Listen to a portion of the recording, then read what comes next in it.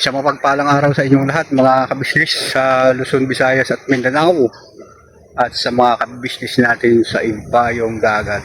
Kumusta na kayo dyan mga kabisnes? At sana sa oras na ito nasa mabuti po kayong kalagayan dyan, no? At siyempre itong yung Kuya Damulag Official, lagi pong nagbabati at nagpapasalamat po sa inyo na walang humpay. Napagpasalamat sa inyong pagmamahal at suporta at pag-subscribe sa aking mountain channel mga ka-business. At yun, meron tayong dala dito dahil sa kay tatay ng mga business pagkain kasi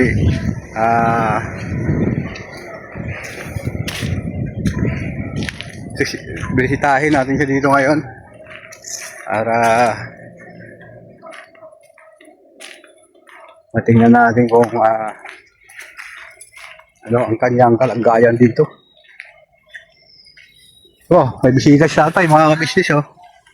Ayan, oh. Ano po mga kabisnes. Sino kaya ito ang kanyang bisita, no?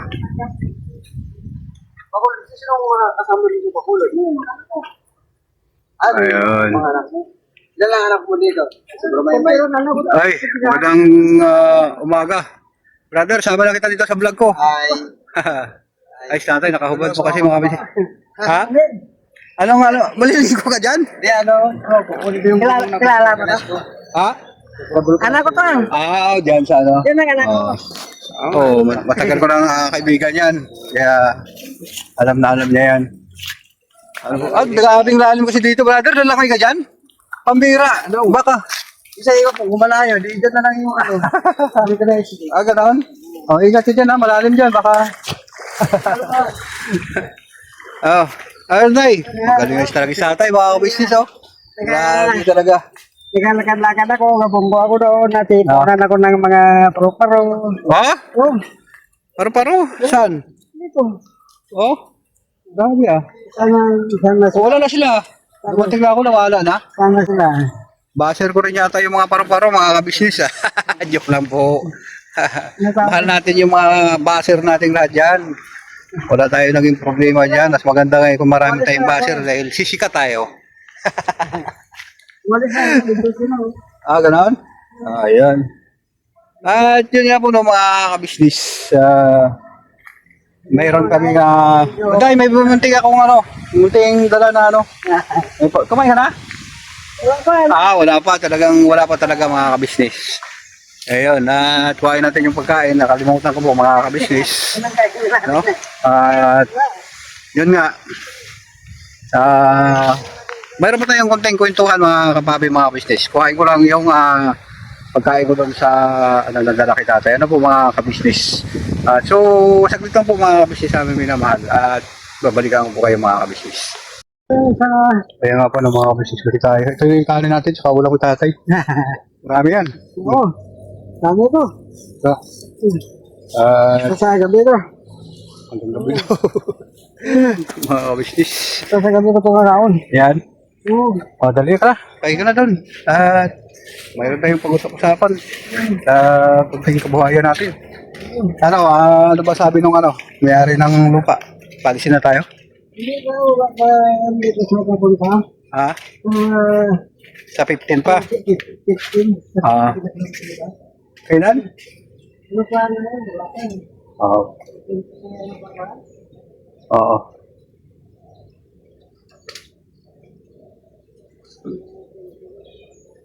Ground po yan kasi mga kabisnes eh.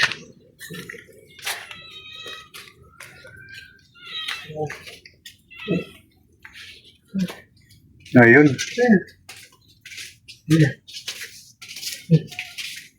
Sino kasama mo dito? Ikaw na? Oo. Oo. Yan sige po no, mga kabisnes. Huwag saglit lang po. Huwag po kayo balik mo po kayo mga kabisnes.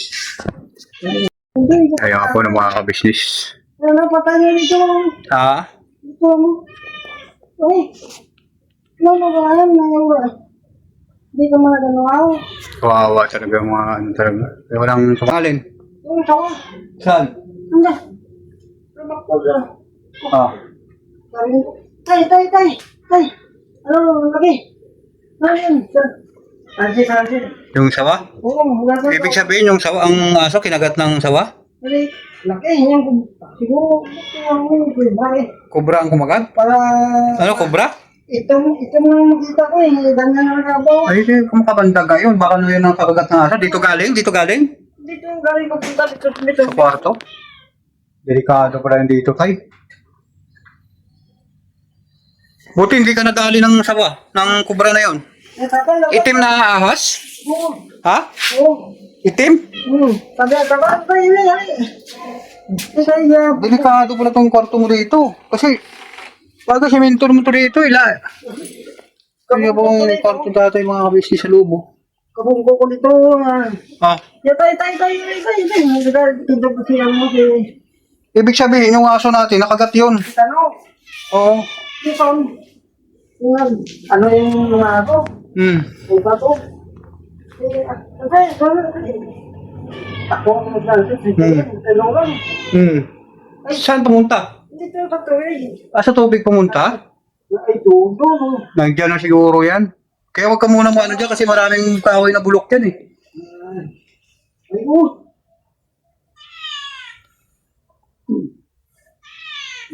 At ayun nga po no, mga business, mga kapabi. At yun na, siguro baka yung aso kasi sobrang ano siya. Kasi tabi pa siya kumakain, naglalaway po mga kabisnes. Gabi niya nakita na yung ahas na galing dito. Tapos kinabukasan, buhay pa yung aso. Oo. Naglalaro pa daw siya ng aso. Oo. Tumakbo pa ganun? Dito? Ay, hinapol niya pala. Hinapol niya yung ahas? Ay, nakagat nga yun. Kasi matapang yung aso na yun eh. Malaki na sana yung mga kabisnes eh. Yun, isa na lang natira. Si Doggy na lang. Saan na lang to si Doggy? Oh, lalaki ba itong natira to? Lalaki yung ano ah. Nahanap ko kayo na rin. Hindi na. Ay, tingin niya ako dito. Doggy! Babae man. Wala na. Tawag Ito na lang siya yung andak ng sarap. Tawag. Wala na. Yun, Ang aso ranaw.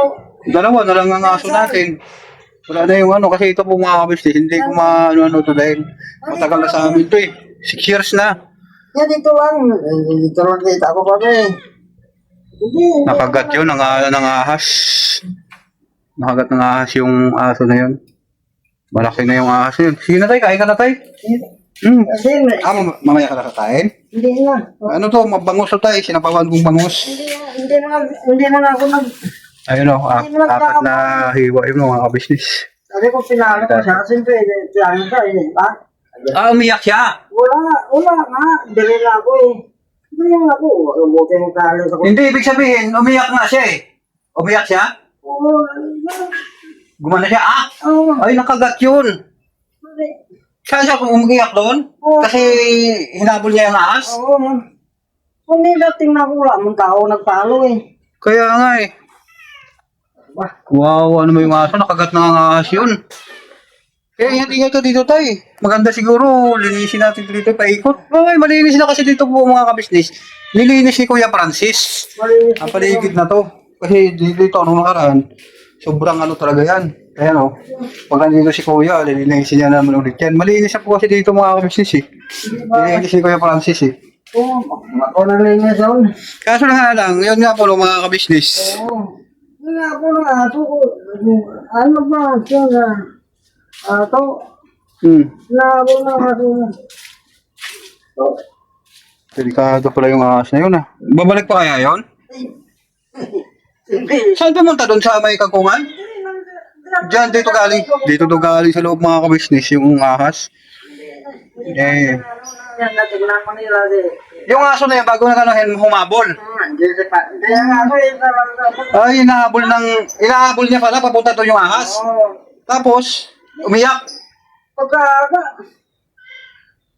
Pero may narinig na umiyak yung aso. Ha?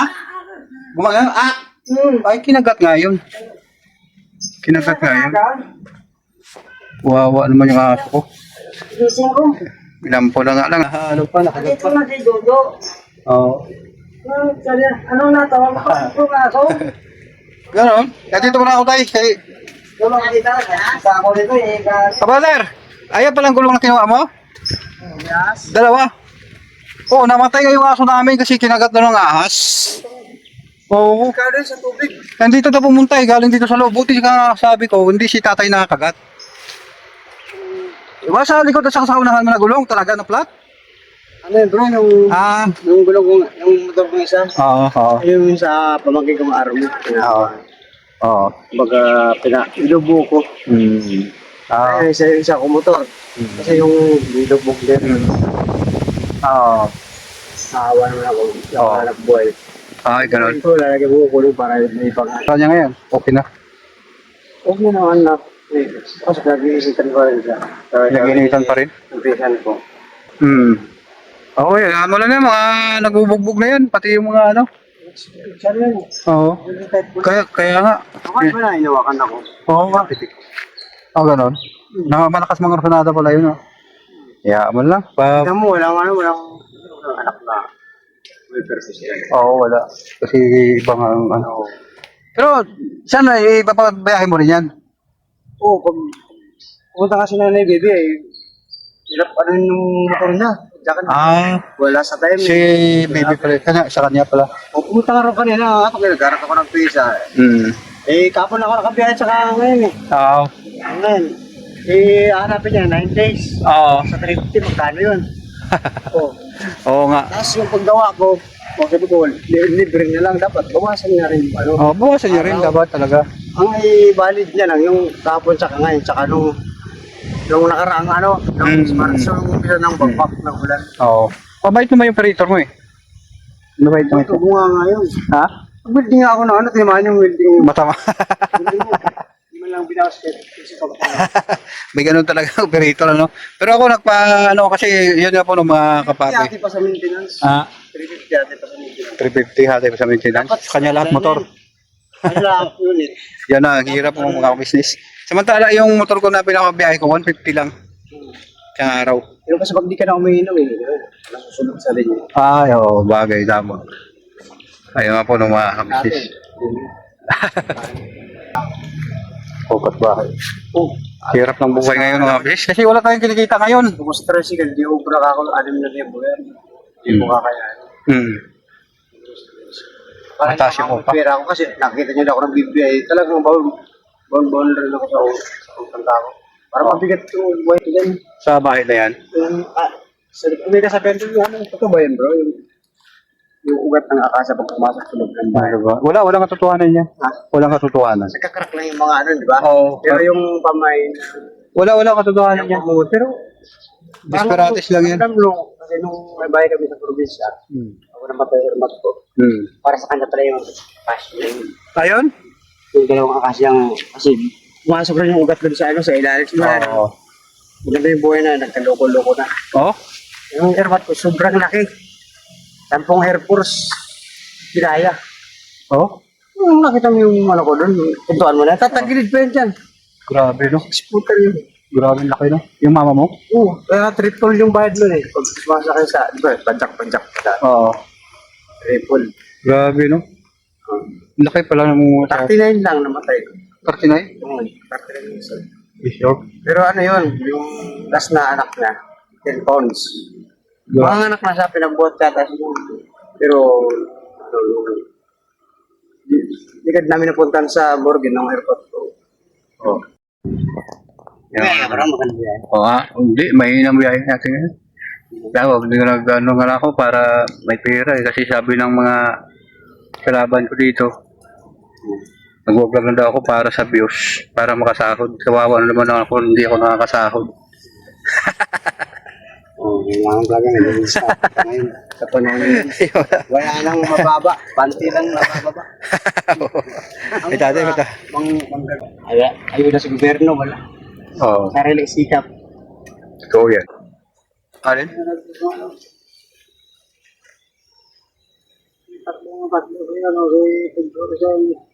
Francis, ako dyan. Kubra nga yun, itim eh. Tapos may brown. Brown yung kalahati. Oo, yun. Kubra yun. Kubra yun. Ayun nga po ng mga kapapi, mga kabisnes. Dito kami ngayon ni tatay nag-aabang sa labas. Kasi abangan namin si Kuya Francis. Ano po mga kabisnes? Kasi siya yung number 1 na baser ko. Ano ba tawag dito? Baser. Natawa naman ako sa mga kawawang baser natin, ano? Mga salita lang na di nila alam mga kanilang mga sinasabi. I love you po sa inyo lahat, mga mahal na mga baser. Salamat sa inyong komento at panonood. Yun, at ayun, comment po kayo mga kabisnes, mga kapapi, kung payag pa kayo na ulitin ko yung video ni Istong Junjun ng Ipopaya, yung sinasabi ng huli na daw nila na vlog, ano po mga kabisnes. Pero ang sabi nila, sasagutin ko daw ang kanilang katanungan. Payag ba kayo na sagutin ko ang kanilang katanungan patungkol doon sa sinasabi na pagpunta ko sa Lanmingay at patungkol doon sa yung inutangan daw nila na napatay na daw yung matanda. Ayun. Topic tayo doon mga kabisnes at pagpayag po kayo. Kasi ito lang po masabi ko mga kabisnes.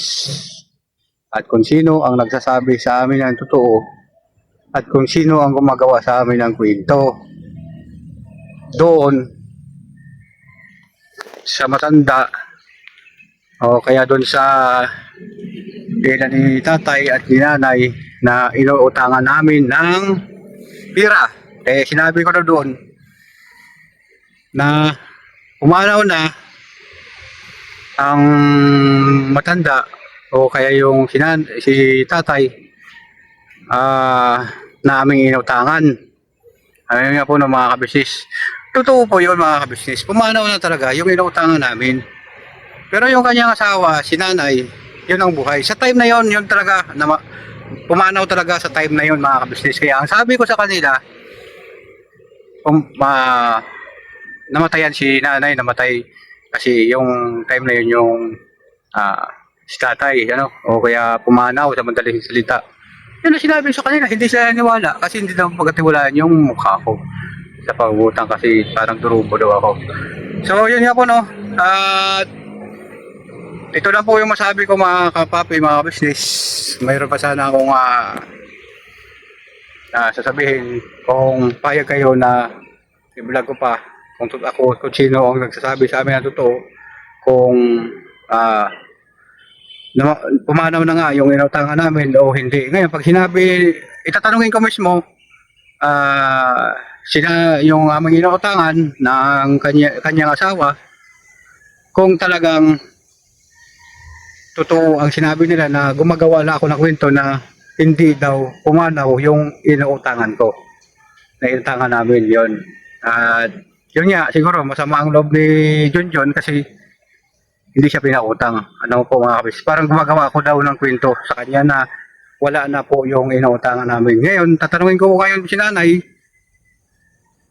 kung hindi nga totoo na si tatay at yung kinukuha namin ng pera, kung totoo nga na hindi pumanaw sa mga time na yun. Ngayon, kung hindi nga po totoo yung mga kabisnes, pag pumunta po ako doon na ma-vlog ko, papakita ko po sa inyo, ako na po yung sinungaling. Ako na po ang gumagawa ng kwento, ako na po gumagawa ng katang-isip at hindi na po ako hindi na po ako makakatuyaran mga kabisnes. Ito kung papayag kayo na i-vlog ko. Kasi sasagutin ko po lahat ng kanilang mga sinasabi.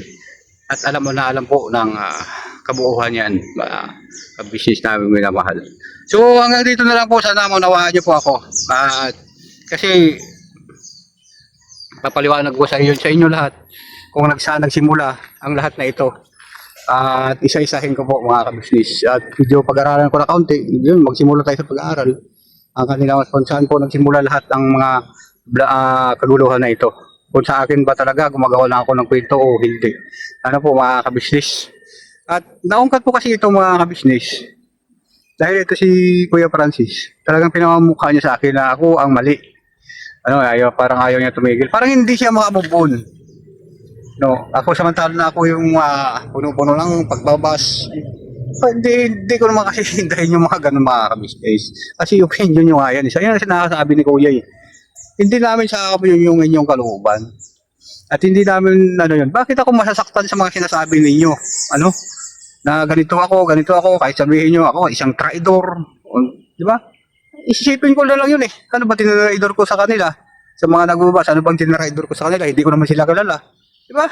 Hindi tsaka higit sa lahat, hindi ko naman sila nakita. Ano bang tinraidor ko sa kanila? O, di ba? O, ganun lang yun, napakasimple eh. O, di ba tayo? Paano kita traidor? Hindi man kita nakita. O, nakita ba nila ang ginagawa ko? Bakit nasasabi sila traidor? Dahil sa hindi ako nagpapakita. Alam ni Kuya yan, ka-business. Lahat ng mga ginagawa ko, wala pong matatago sa kanya. Sapagkat sinasabi ko sa kanya yung lahat. Ano po?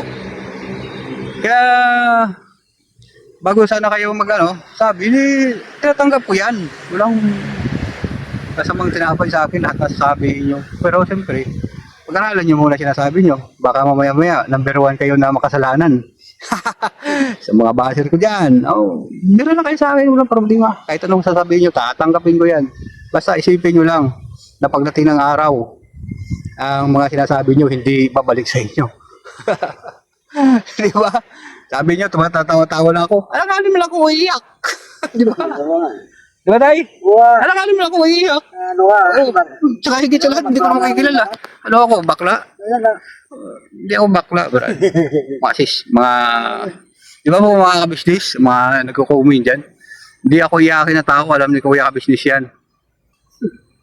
Kahit na, di ba? Kaya, yun nga po, no? At yun, katanungan ko lang dito, ano po mga kabisnes, kung kapayag ba kayo na sasabihin ko ang lahat-lahat. Okay, tingin ko, isimulan ko ulit sa simula kung bakit ako nakapagsalita ng gano'n, kung saan nagsimula. Ano po? At sinasabi na yung, kaya nakakomment ako doon sinasabi na galing po doon sa, sa out from the box, di ba? Yun, ang nagsasalita po noon na inano niya, galing po kay Istong. Ano po, mga business at nireaksyon na ni Taong Gala, ano po, ganun ang mga nasasabi. Kaya ako, wala akong pakialam siya na bakit nakikisaw-saw din dun. Oo nga, saktan siya dun sa mga sinasabi ko dahil may sugat, Sabi naman nila, wow. Napatawa-tawa na si Damulag. Isa lang traidor. At isang sinungaling, gumagawa ng kwento, lahat-lahat na lang. Tanggapin ko yan. At wala namang katotohanan yung mga sinasabi nyo. At sa akin, alam ko, tama ako. Ano po mga kabisnes, wala akong inapakan na tao. Nag-comment lang ako dahil yung mga pinagagawa nyo sa kabisnes, hindi tama at walang katotohanan. Di ba po? Kaya yun, sa mga gustong buksan ko yung uli. Comment lang po kayo dyan sa baba kung gusto nyo po na ganon yung senaryo. Ano po? Para malaman niyo kung saan po talaga nagsimula na po mga kabisnes. At yun, marami tayong kabisnes na ayaw na rin dito, sa mga ganitong content. Nababasa natin. At yung iba nga, nagmamalaki si John, Papaya, si Istong, nagmamalaki pa. Na imbis daw na mabawasan yung kanilang subscriber, dumagdag pa. Ayan. At wala tayong problema doon. Ayan, kasi dito po kayo mga kabisnes, hinahamon nila ako na sagutin ko ang kanilang vlog. Ayun. Yun, sa mga gusto nga, yun na, ulit-ulit yung po sinasabi. Comment po kayo mga kabisnes at sasagutin natin kung payag kayo. At yun nga, may nagsabi na, kala ko ba, huling vlog mo na yun, mga Kuya Damulag. Yun nga, hinahamon nga po ko dito eh. Si Kuya Francis ang nagpakita sa akin ng vlog ni Stone, ni Bay at saka ni Junjun. Ayan. At sinasabi ni Bay, walang basagan trip. At saka sinasabi din ni Junjun na makikitid na mga isip ng mga viewer na yung mga nagsasabi na nagbabas. Ano po? Yun. Siya kanina po galing yan, mga kabisnes ay hindi sa akin. Panoorin nyo yung kanilang video. Ng video nila na patungkol sa akin, yung huling vlog nila sa akin. Yan, tatlo sila doon. Pumunta siya sa bahay ni Istong. Doon nila akong pinag-usapan na yung mga sinasabi ko walang katotohanan. Yun. Diba po mga kabisnes? Siyempre,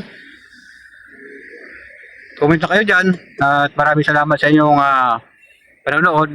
at suporta at pagmamahal sa Ka-Business Official, Papadis TV at sa kabuhan ng Family Ka-Business. At siyempre sa abang lingkod, kagawang Kuya Damulag Official, buong lubos nagpapasalamat po sa inyo, mga Ka-Business namin minamahal. Hanggang dito na lang po. Say goodbye. Tomorrow is another day. Pero ba na tayo mga Ka-Business? Yun lang.